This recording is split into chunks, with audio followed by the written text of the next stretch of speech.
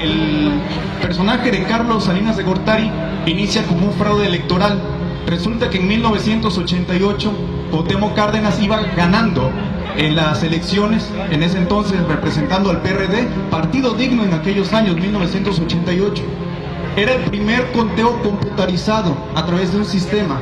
Resulta que el sistema se cae en vivo en televisión y cuando lo encienden dan el resultado a los 6 días en favor del PRI. El PRI había alcanzado a Cuauhtémoc Cárdenas con 1.772 casillas que votaron 100% en favor del PRI. Un resultado muy dudosamente perfecto.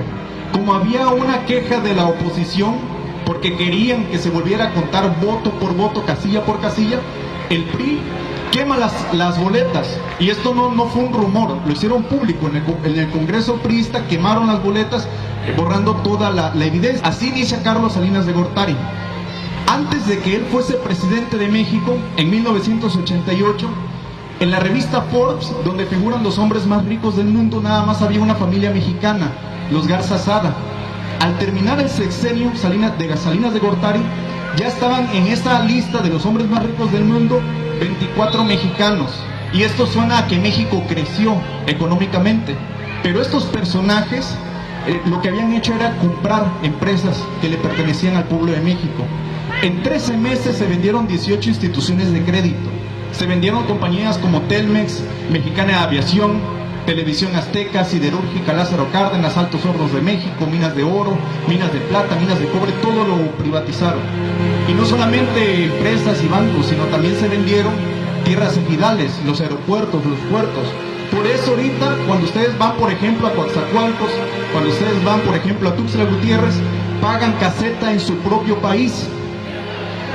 Pues esta venta de estas empresas paraestatales hizo que México cayera en una crisis. Se vivió una de las peores crisis de México. Se le quitaron 3 ceros a la moneda mexicana.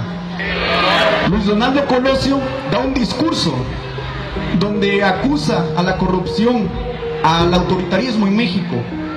También señala la pobreza y la marginación como el resultado de un mal gobierno, y lo hace cuando él es candidato a la presidencia de México, pero también lo hace cuando el presidente de México era Carlos Salinas de Gortari. Todos sabemos lo que pasó con Colosio. A las 2 semanas lo mataron públicamente, como diciendo pública y descaradamente al pueblo de México: nadie se mete con nosotros.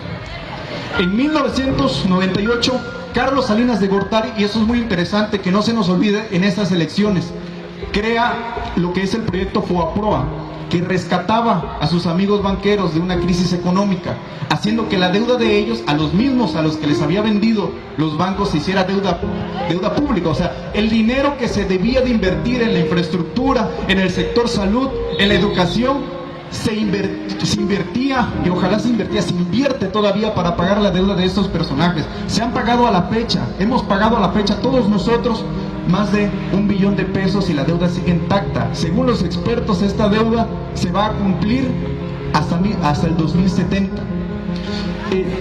Pues con él inicia este llamado neoliberalismo, que proviene del nuevo liberalismo económico, que se trata de invertirle a las élites para que el dinero desde arriba se derrame en el país, pero eso nunca pasó.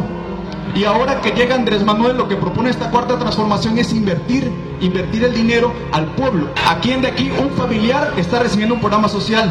La abuela, el amigo, el primo.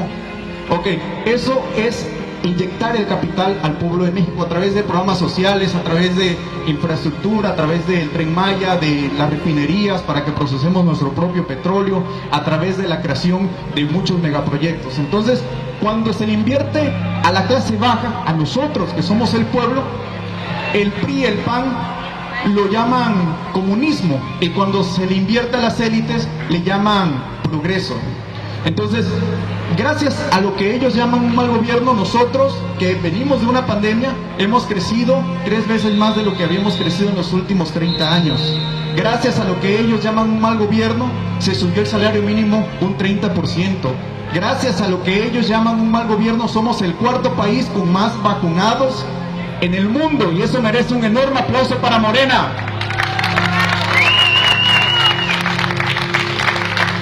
Con Salinas de Gortari inicia este llamado neoliberalismo, un modus operandi que se fue replicando hasta los gobiernos municipales.